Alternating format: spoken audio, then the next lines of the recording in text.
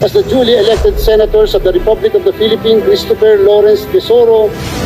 Total votes obtained 27,121,073. 2. Aquino Paulo Benigno Aguirre, 20,971,899.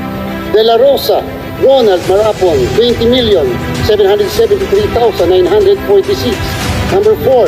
Tulfo Erwin Tashiba, 17,118,881. Number 5, Pangilinan Francis Pancratius Nepomuceno, 15,343,229. Number 6, Marcoleta Rodante Dizon, 15,250,723. Number 7, Lacson Panfilo Morena, 15,106,111. Number 8, Soto Vicente III Castelo, 14,832,996.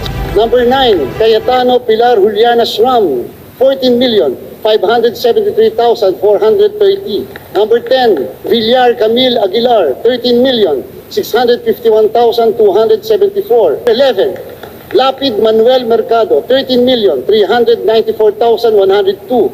12, Marcos Maria Imelda Romualdez, 13,339,227.